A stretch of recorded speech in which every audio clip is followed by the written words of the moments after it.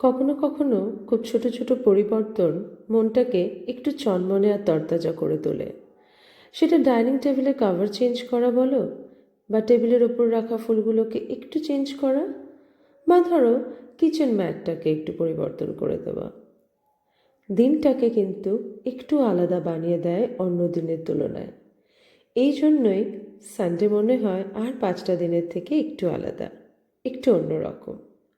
Sunday, যেখানে অ্যালার্মের কোনো তাড়া নেই আর একটু ধীরে উঠতে ক্ষতি নেই।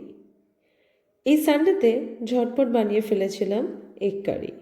যা যা ইনগ্রিডিয়েন্টস লাগবে সব একেবারে ব্লেন্ডারের মধ্যে দিয়ে রেডি করে সোজা একেবারে কড়াইতে ঢেলে দেওয়া। তারপর আর কি, যদি গ্রেভি বেশি রাখতে চাও তাহলে রাখো, আর যদি মনে হয় একটু মাখা মাখা খাবে তাহলে আর একটু ফুটিয়ে নাও।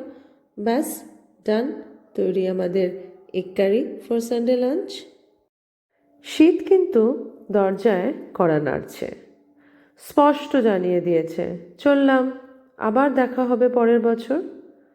আর এই অজুহাতে আরেকবার ভাবলাম পাটিসাপটাটা বানিয়ে ফেলা যাক। এবার কিন্তু এনাকশির টার্ন। ভাই যেহেতু মিষ্টি জিনিস একদম খেতে ভালোবাসে না, তাই দিদি ভাবছে আমি যদি ভাইকে বানিয়ে দিই তাহলে যদি ভাই খায়। তাই এনাকশি ওর এলোমেলো হাতে ভাইয়ের জন্য ট্রাই করছে পাটিসাপটা। দেখেও ভারী ভালো লাগে।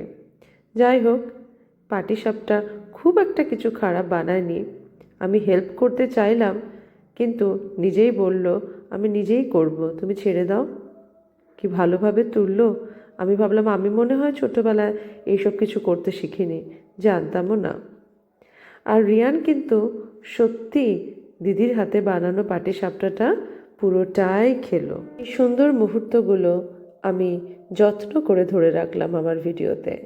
বড় হলে নিশ্চয়ই তোমরা ফিরে তাকিয়ে এগুলো দেখেই মুচকি হাসবে আর মনে করবে পুরনো দিনগুলোর কথা। আজ এখানেই শেষ করলাম, পরে আবার কথা হবে।